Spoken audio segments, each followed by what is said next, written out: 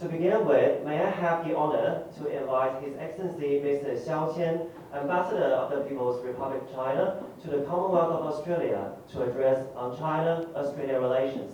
Welcome, Your Excellency.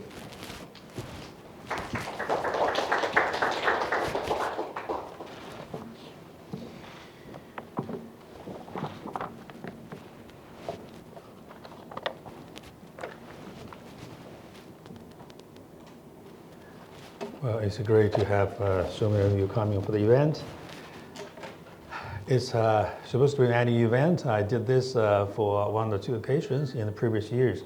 Basically, it's an idea to gather together with friends from the media to review the past and look into the future in our bilateral relationship.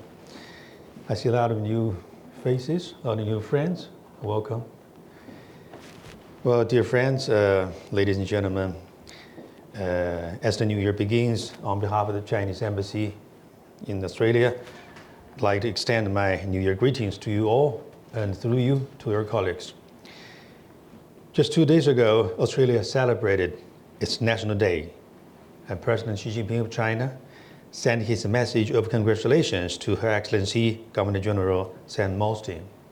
Here, I'd like to take this opportunity to express my warm congratulations and my best wishes as well.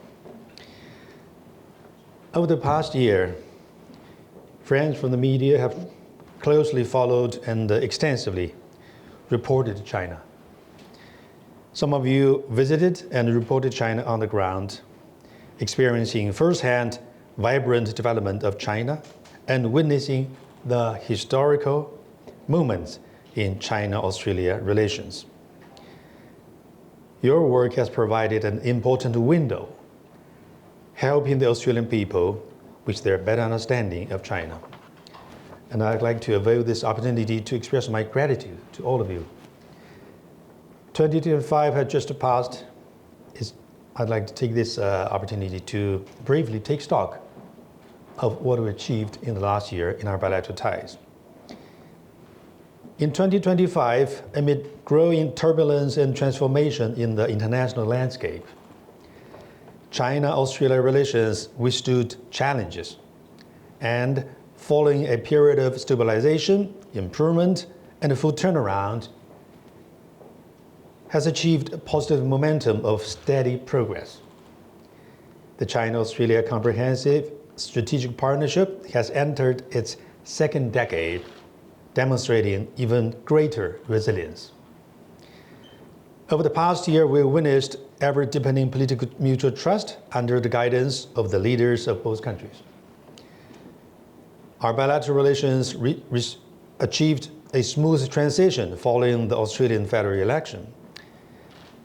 In July, Prime Minister Albanese visited China and held meetings with President Xi Jinping, Premier Li Qiang, and Chairman of the Standing Committee of the National People's Congress, Zhao Leji. Leaders of the two countries reached a strategic consensus on further deepening bilateral relations. In October, Premier Li Qiang and Prime Minister Albanese met on the sidelines of the leaders' meeting on East Asia cooperation. And in late November, Chairman Zhao Leji visited Australia, marking the first visit to Australia by China's NPC chair in the recent 2 decades, opening a new chapter of exchanges between the legislative bodies of the two countries.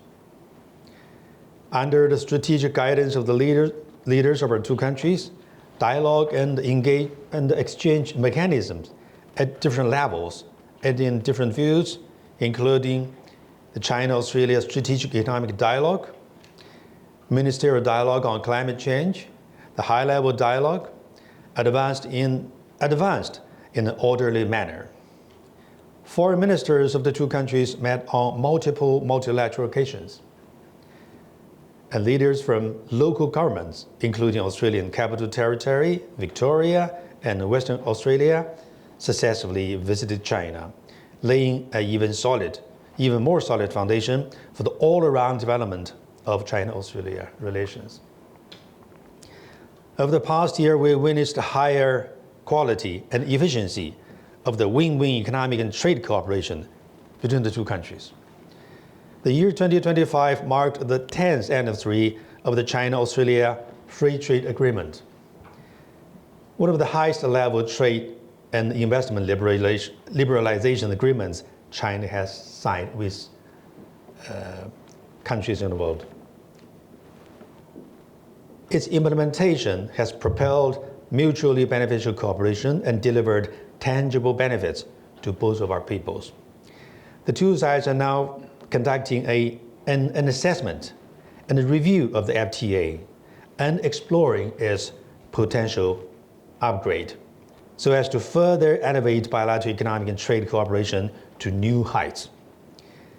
Against the backdrop of sluggish global trade growth last year, bilateral trade between the two countries once again exceeded 300 billion Australian dollar, maintaining overall stability and injecting strong confidence into global trade.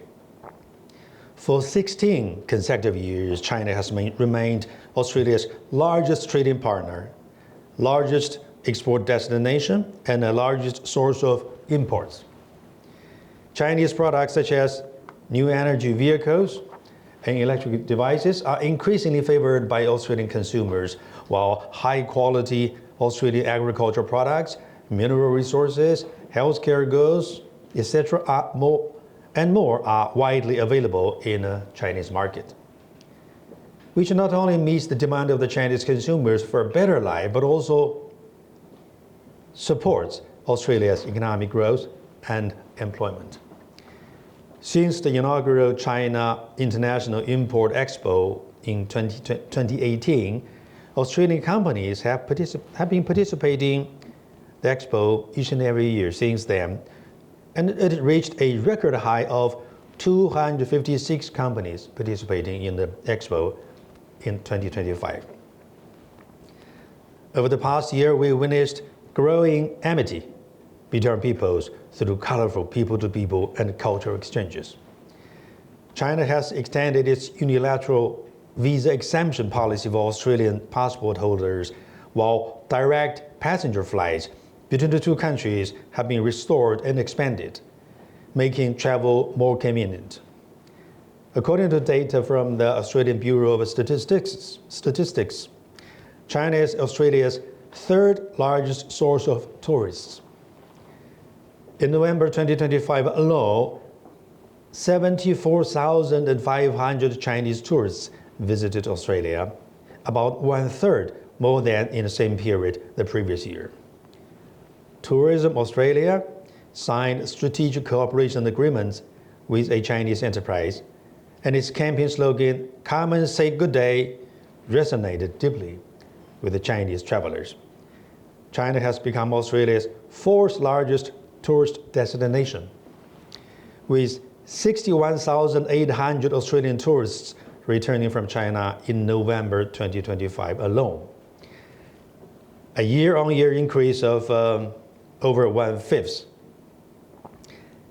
Many Australians experience the unique charm of China, from taking a light rail ride through a residential building in Chongqing, enjoying the enchanting winter scenery in Harbin, ascending the majestic Great Wall, to watching giant pandas in Chengdu. Cultural and sports exchanges flourished as well, with new highlights emerging constantly. Pop Mart's designer toys have gained immense popularity in Australia. The film Ne Zha 2 performed strongly at the Australian box office. Chinese women's basketball star Han Xu joined the Perth Lynx. The renowned Australian footballer Kevin Muscat led Shanghai Port Football Club to a third consecutive Chinese Super League title. These vivid examples fully demonstrate that the development of China-Australia relations aligns with the shared aspiration of peoples from our two countries. Over the past year, we have witnessed history evolving with the strategic interests of China and Australia increasingly entwined. The year 2025 marked the 80th anniversary of the victory of the World Anti-Fascist War and of the founding of the United Nations.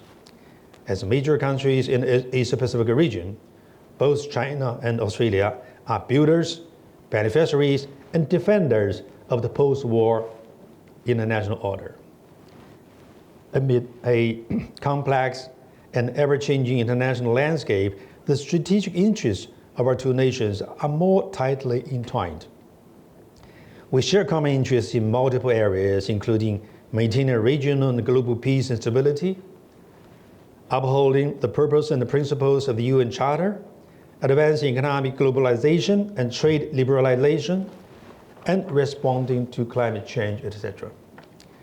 Both countries commemorate the victory of the World Anti-Fascist War respectively, reflecting on history and honoring the sacrifices of heroes, thereby sending a positive signal to global peace and stability.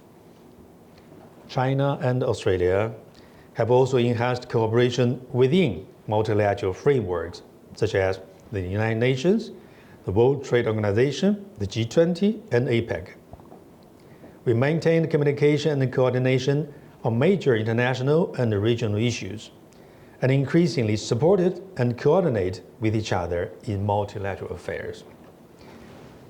Ladies and gentlemen, the developments in China-Australia relations over the past few years have demonstrated that how we perceive each other and manage our differences fundamentally shapes the trajectory of our bilateral ties. China's position on this is consistent. China and Australia, we're friends, not adversaries. We are partners, not rivals. While differences may inevitably arise due to our different social systems, histories, cultures, etc., the key lies in the properly handling the differences between our two sides and ensuring that they do not define our overall relationship. Dealing with Taiwan-related issues properly is of particular importance for the healthy and stable development of China-Australia relations. The Taiwan question is at the very core of China's core interests, as it bears on the integrity of China's sovereignty in the territory and a strong aspiration of all Chinese people for reunification. There's no room for compromise or concession on the Taiwan question. The Chinese side stands ready to work with Australian side to respect each other's concerns, prudently manage our differences, resist external disruptions, and promote the sustained, healthy, and stable development of our bilateral ties.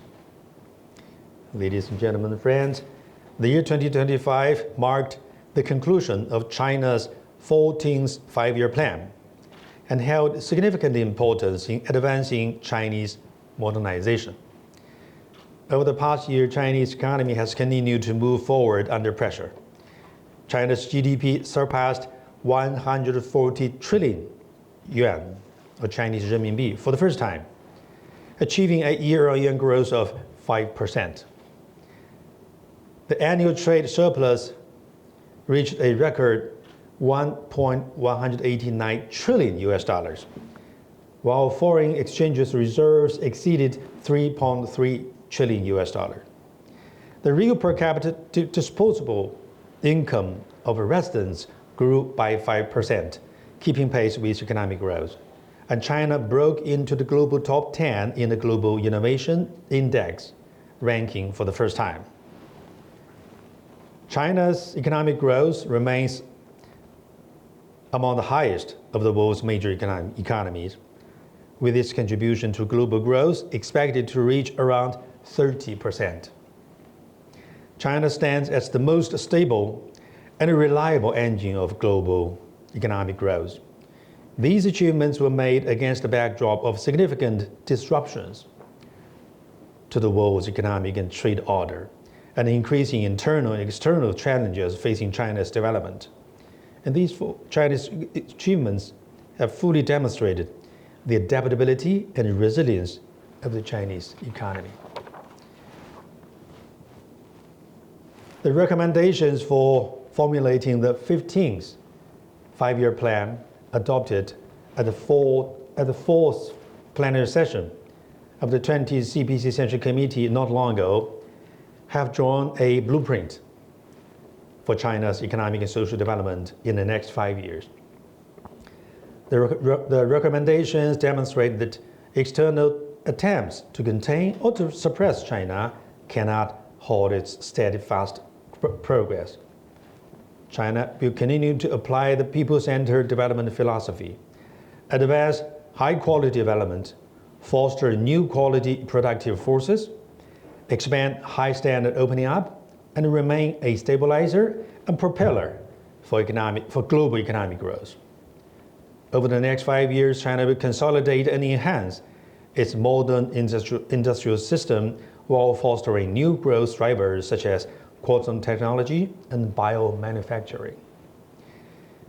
To embrace China is to embrace the future. To turn away from China is to turn away from opportunities.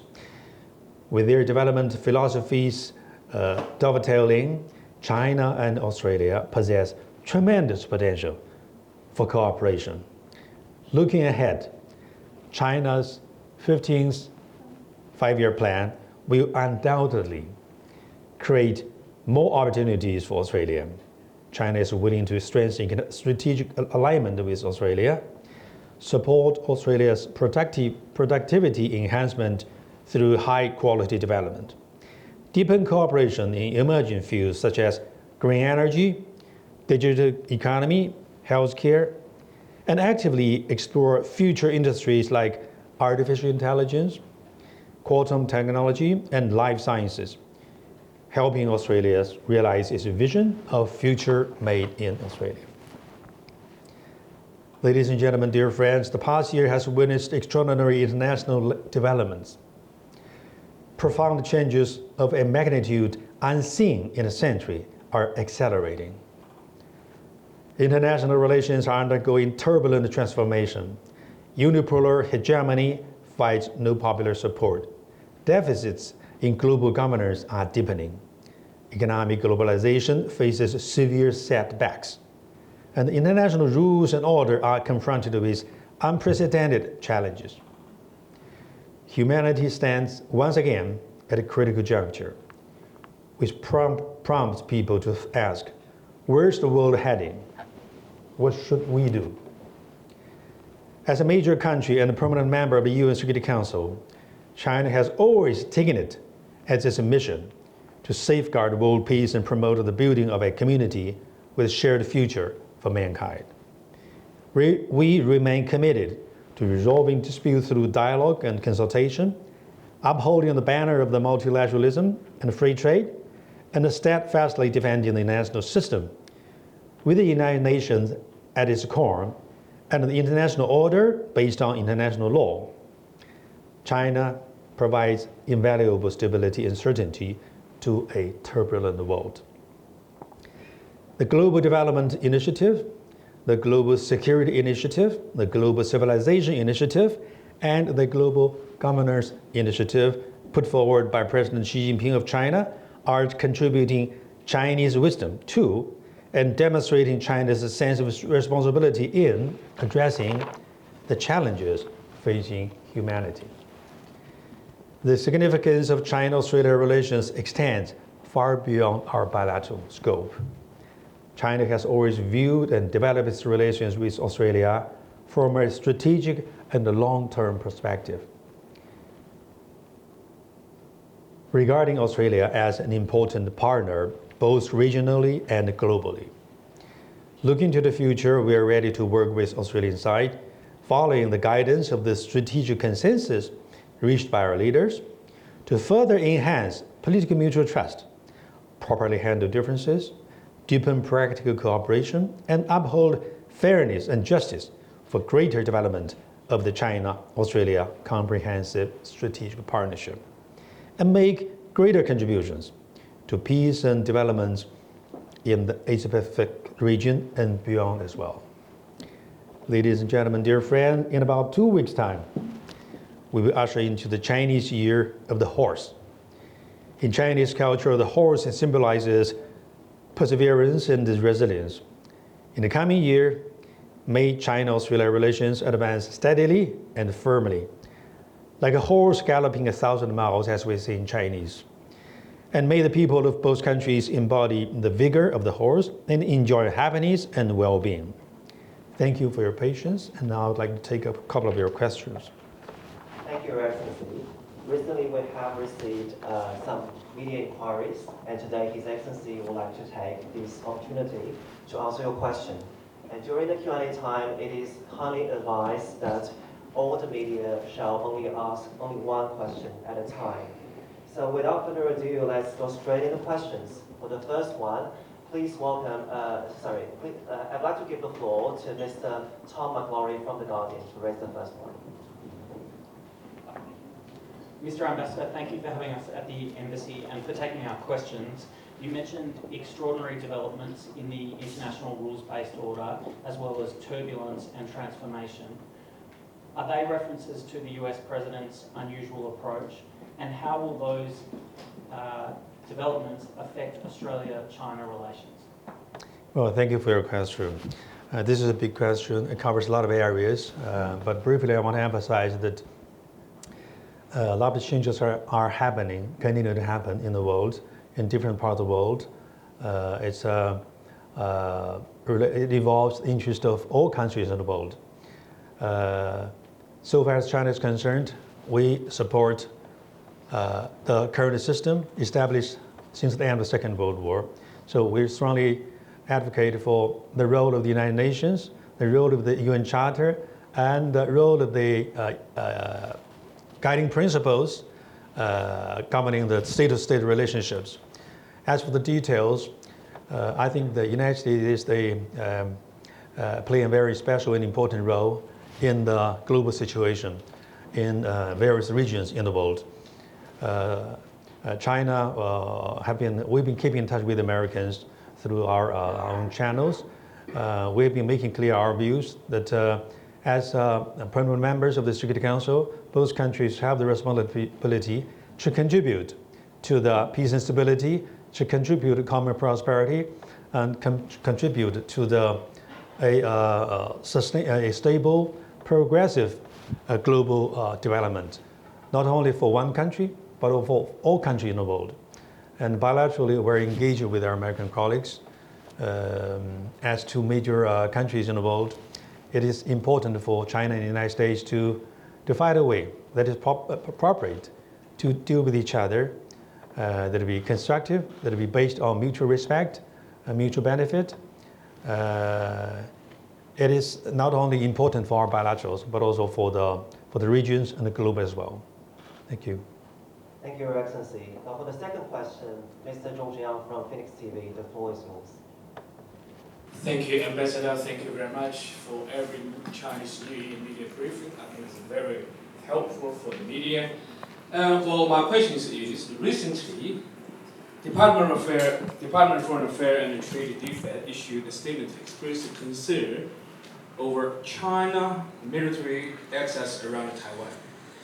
The Chinese Foreign Ministry spokesperson promptly criticized the Australian side. We also published an opinion piece criticized the defense for confusing right and wrong. Well, could you elaborate on the main consideration behind the published this article? Well, thank you for your question.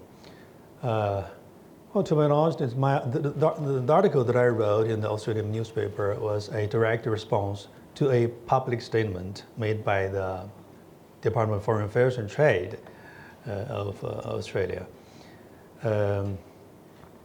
I made my points pretty clearly in my article, and over this, the issues related, we've been communicating with the Australian side through diplomatic channels. But hereby I'd like to just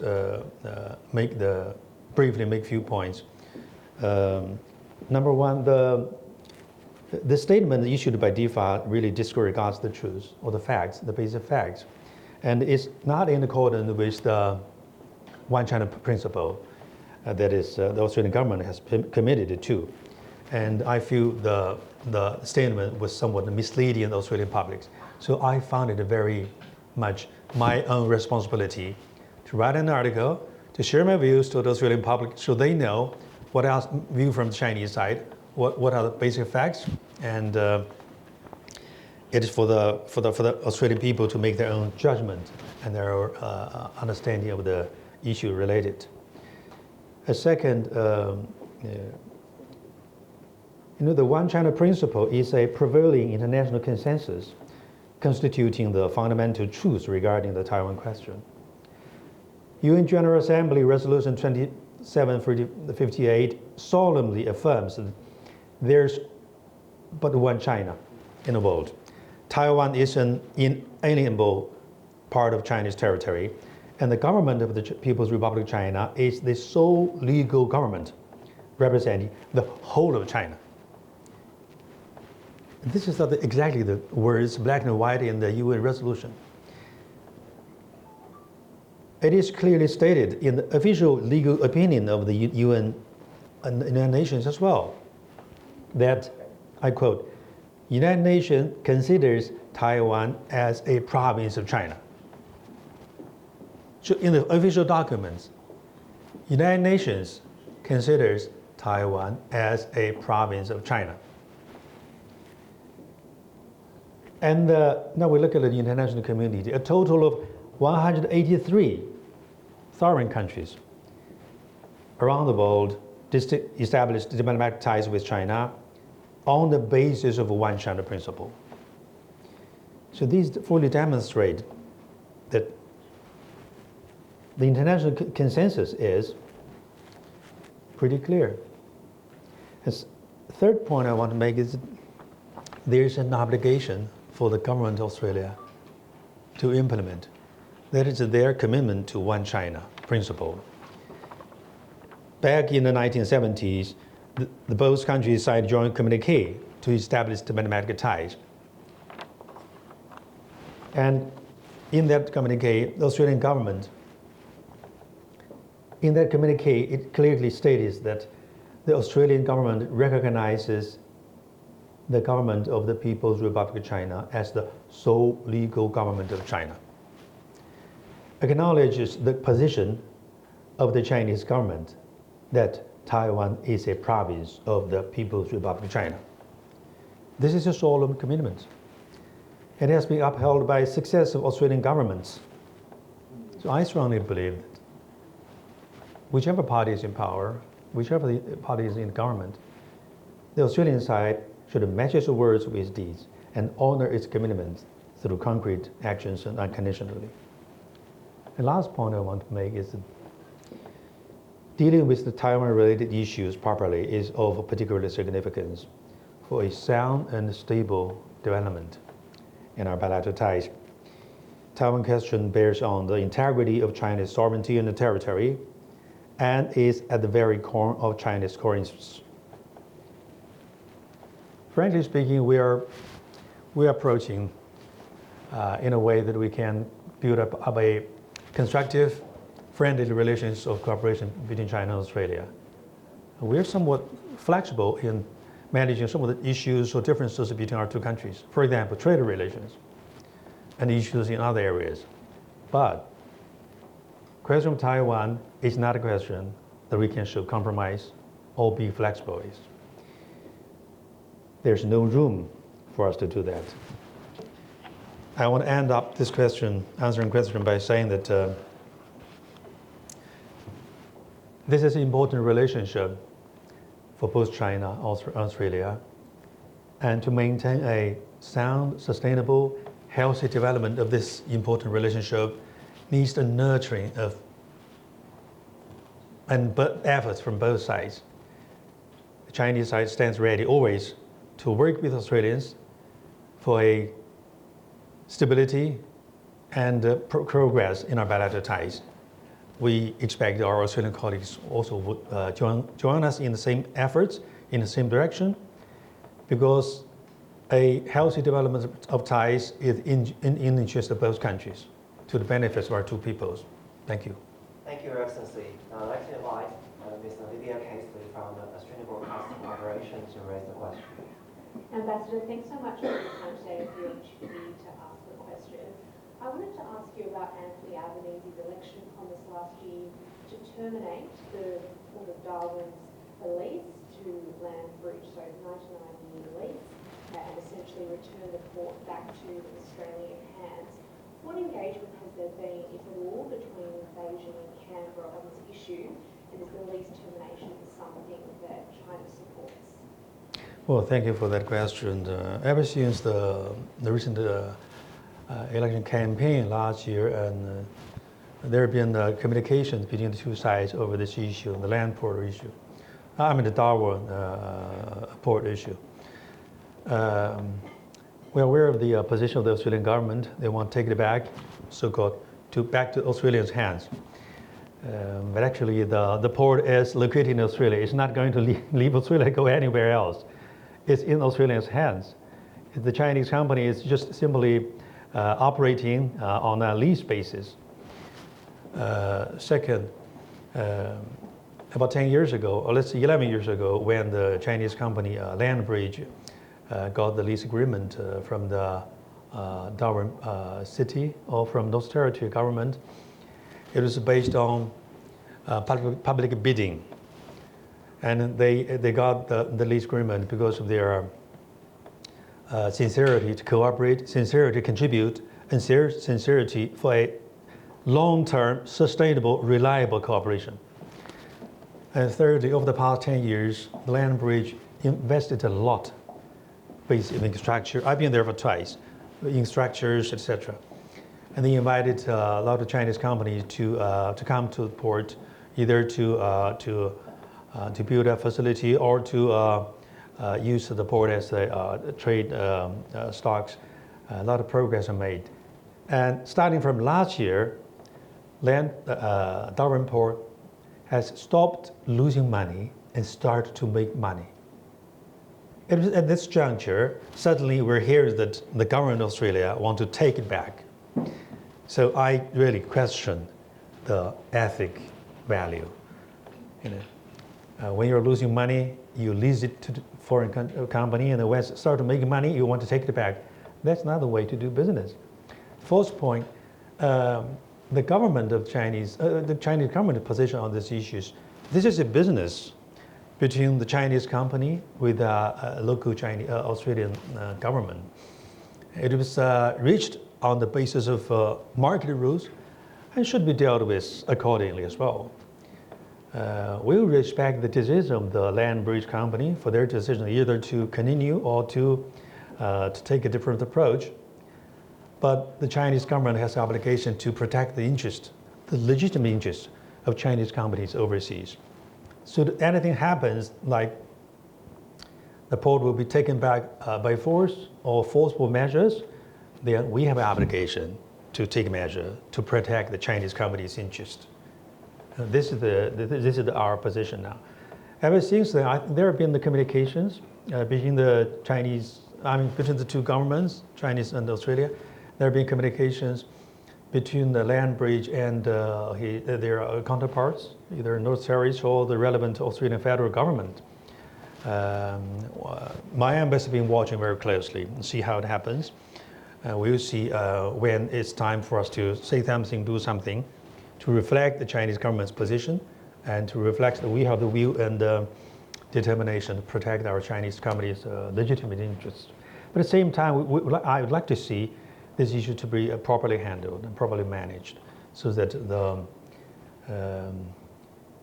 a message will be sent to the public, to the outside world, to the Chinese company that the Australian government really welcomes foreign investment, welcomes investment from China, and is ready to create a fair, just, indiscriminatory environment for foreign investors. Thank you. Thank you, Your Excellency. Now the floor will go to Ms. Wang Jialing from Xinhua News Agency.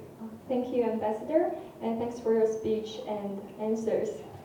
So my question is, last month, a senior government official who advises Japanese Prime Minister Takahashi on security expressed a personal opinion that Japan should have nuclear weapons, which causes international concern and widespread criticism.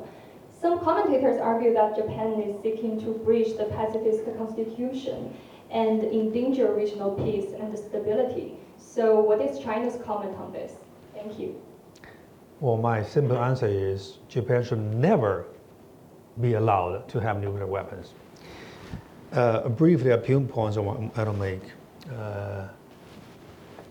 More than 80 years ago, the Japanese imperialism launched a brutal war of aggression against the peoples in the Asia-Pacific region, resulting in the deaths of tens of millions of innocent civilians. However, the Japanese government has never completely reflected on these wars of aggression and has yet to offer a sincere apology to countries in the region, including China and Australia.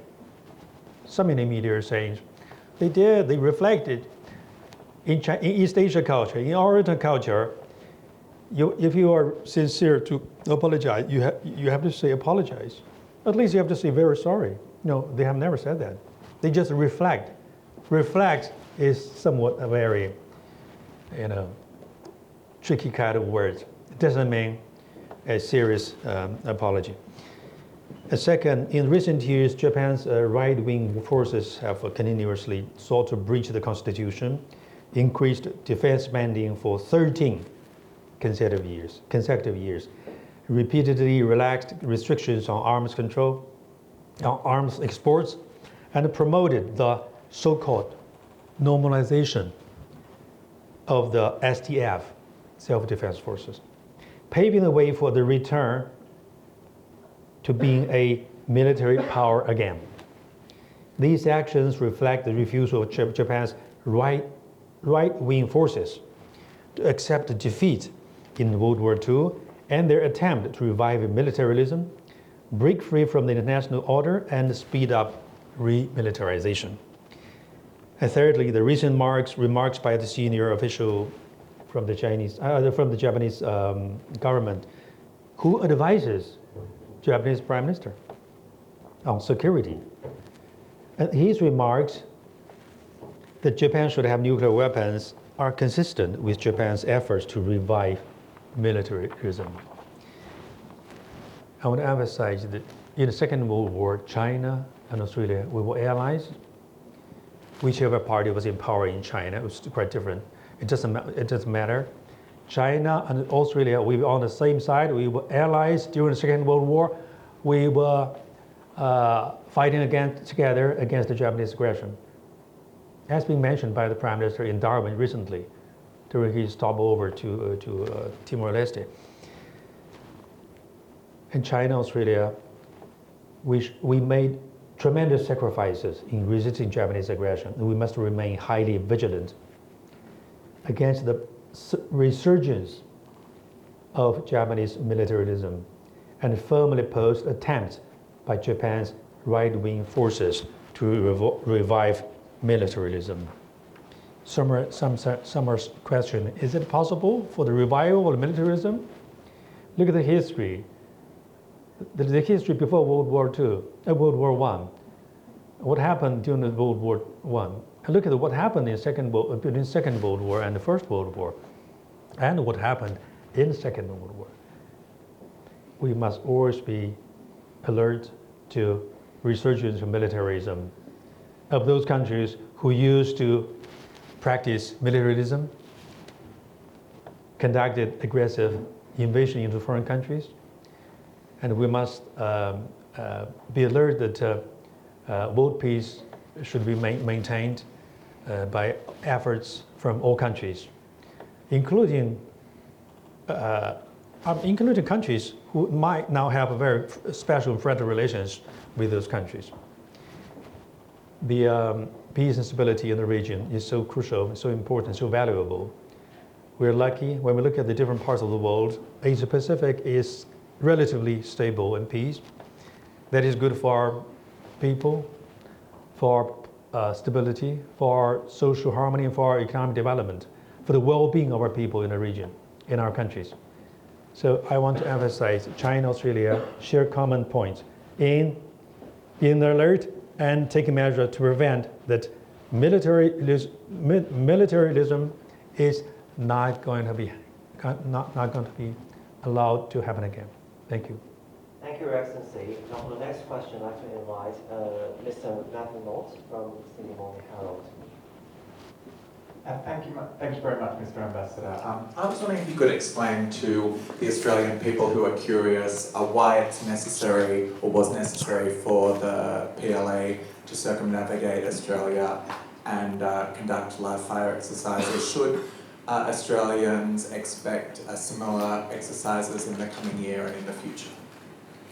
Thanks for your question. I think I did make some comment on this. Exactly during the time the Chinese Navy was practicing exercises somewhere near Australia. And I happened to be in Tasmania, well, the Chinese fleet was in the Tasmanian Sea. It was a coincidence. It was the Chinese military use was a normal exercises. It just happened to be conducted in that region, in that part of the world. It's happened to be near Australia, but it was not in Australian territory or even in their EEZ, exclusive economic zones. It was in high sea, conducting publicly, and there was a prior notification to the live drills. So I want to emphasize that the over-interpretation, excessive interpretation into this is not necessary. It has nothing to do with Australia. It has nothing to do with then the ongoing campaign of the federal elections. I said that the Chinese Navy is now conducting exercises in different parts of the world. They also go to Indian Ocean, Atlantic, and they go to North Pacific. They happen to be in the South Pacific during that time. And I'm not sure when they will come again, or they will come to this part of the region. And should that happen, I would advise that over-interpretation is not necessary. China, Australia, we are partners.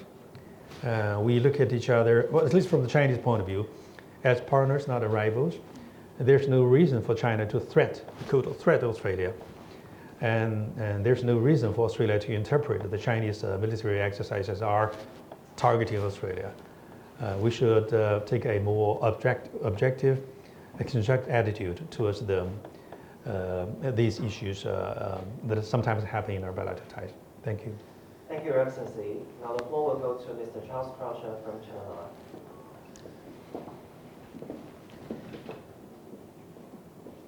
Afternoon, Your Excellency.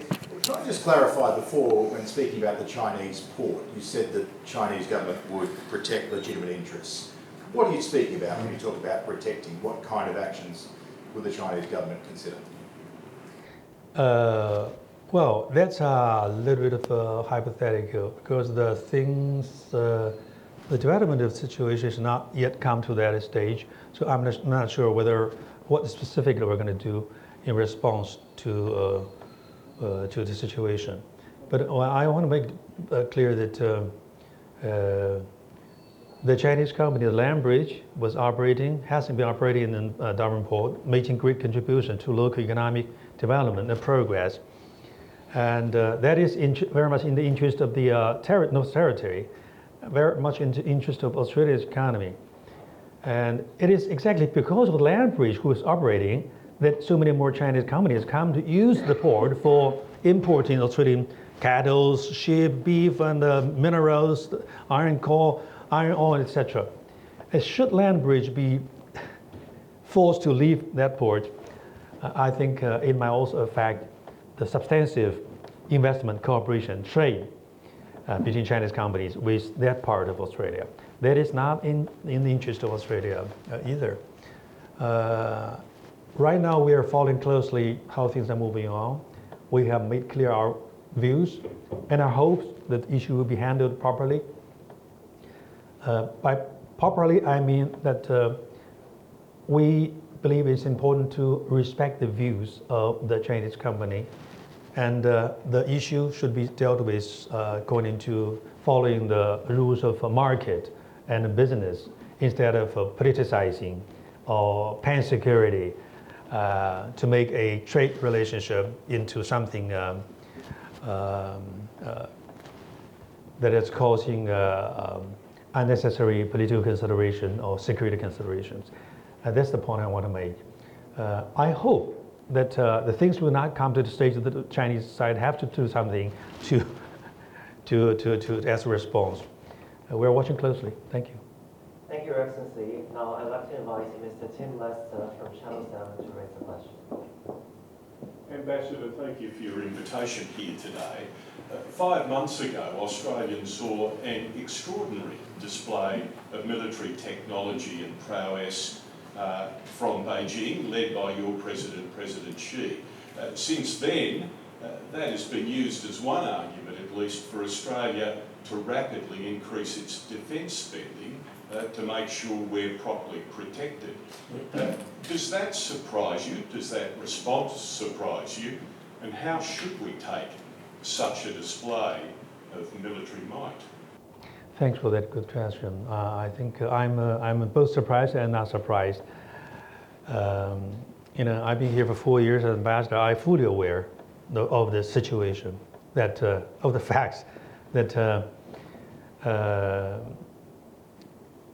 the Chinese side and the Australian side look at each other with different perspective.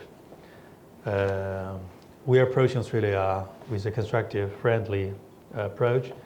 Want to make friends, build up relationship, and establish cooperation promoted for a common prosperity and progress.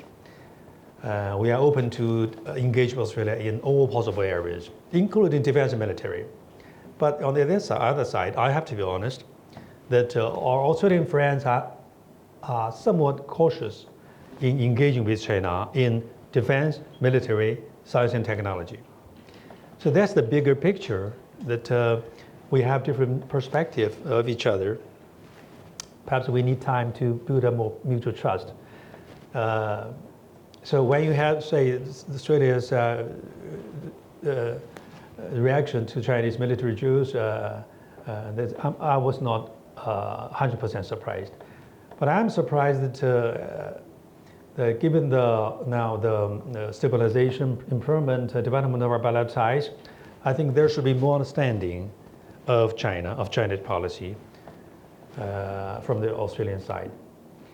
Having said all this, the demonstration of Chinese military technology, hardwares, this happened on occasion to celebrate the 80th anniversary of the global anti-fascist war and the Chinese people's war against the Japanese aggression. It was a demonstration to tell the Chinese people in the world that China has developed, achieved progress. We have grown strong enough to protect ourselves. It doesn't say anything we're going to invade any other country. The Chinese defense is of defensive nature, not of offensive nature.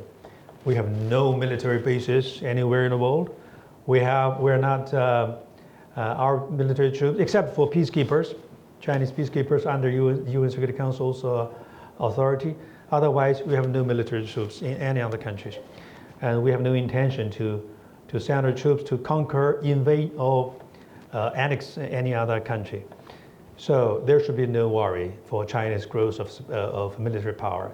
That power is contributing to peace and stability in the world. Thank you. Thank you, Your Excellency. Now the floor will go to Mr. Andrew Green from Lesley. Ambassador, I want to refer to recent reports out of China regarding purges in the People's Liberation Army. Can you explain to the Australian audience, is there a corruption problem within the senior ranks of the PLA, or is President Xi Jinping worried about his future? Thanks for your question. Anyhow, it's a question somewhat it caused my concern in the sense that there have been some media coverage about this issue. Honestly, I have nothing very much in detail to share with you at this moment, but I can share with you that the spokesperson of the Chinese Ministry of Defense already made public statements on this. It's a demonstration of the absolute determination of the Chinese Communist Party and the Chinese central leadership to fight against the corruption with no tolerance. whoever you are, however high you are in a position, or you used to be, whichever you are in, used to make contributions. Once you are involved in corruption, you will be punished according to law. So that is the message this one sending. Any other interpretation is, other than this, is unfounded. Thank you. Thank you, Your Excellency. Now the floor will go to Ms. Tess Economo from the Australian Associated Press. Thank you very much, Ambassador, for having us here today. In your address, you spoke about how there could be no compromise on Taiwan, and you referenced the trade relationship between our two countries. Are you able to expand on what you meant by no compromise and any implications for trade? Can Australia expect to see sanctions like what was previously done in 2020? Well, thank you for that question. I wrote an article in the Australian newspaper, and my points are already there. I don't want to repeat that. You can refer back to that article.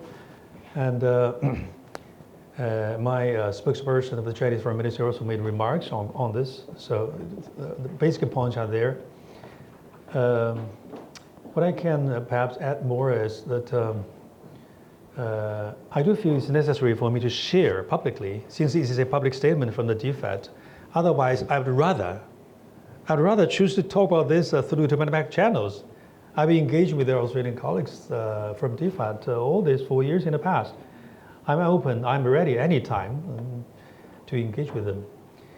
But the message I want to send is that there are some facts-related issues, concept-related issues. I'm worried that they might mislead the Australian public. So this is the point I want to make. The fact is that there's only one China, and Taiwan is part of China. Taiwan is a province of China. There's the international consensus. And there are, well, now and then mentioning of the status quo, or the public opinion, a peaceful solution, no coherent or this by either media or Australian governments. My response has been that the real status quo is that Taiwan is part of China. That is status quo. For the past several decades, we have not achieved full, complete reunification. That is a temporary phenomenon. However long it lasts, is a temporary phenomenon. This phenomenon does not change the nature of the fact that Taiwan is part of China. Some decades ago, even the regional leaders in Taiwan claim they're going to take the mainland back again. They want to conquer and rule the whole China, including mainland and Taiwan. It's just in recent years that the separatist forces in Taiwan, supported by some forces outside of Taiwan, are trying to seek a permanent division of Taiwan from China. And that is the main concern. The phenomenon of the division across the strait doesn't mean a permanent separation. And the aspiration of the Chinese people are for complete reunification. There are a handful of people in Taiwan who are really seeking a die-hard separatists. They don't recognize they are Chinese, and they don't recognize there's only one China. They don't support China's unification. Should be so. They can leave Taiwan. Taiwan is China's territory. If they refuse to be a citizen of China, they can leave the island. And we don't welcome those people who betray our nation. As for the trade sanction you mentioned, I emphasize that in my article, it's unacceptable for us to see that while you benefit from relation with China, at the same time you undermine China's core interests. This is not acceptable. I hope that we'll continue to engage with our Australian colleagues to see that in the future this issue will be properly handled, properly managed, so that we will not have to come to that stage that the Taiwan question is impacting or affecting the overall China-Austria relationship. I wrote an article. I say this that seeking benefits and undermine our core interests is not acceptable. Does not suggest I'm going to suggest economic or trade sanctions. That's not what I mean. I mean to suggest this is not acceptable, and we have different aspects in our bilateral ties. When aspect of our ties is affected, I mean, is running the problem, it will inevitably affect other aspects of our bilateral ties. And I hope this is not going to happen. Thank you. Thank you, Your Excellency. Now I'd like to invite Mr. Michael Reid from the Australian Financial Review. Thank you, Ambassador. What changes are China and Australia examining to their free trade agreement? And relatedly, the Australian government is examining whether or not to put tariffs on Chinese steel. Would that action jeopardise efforts to overhaul the free trade agreement?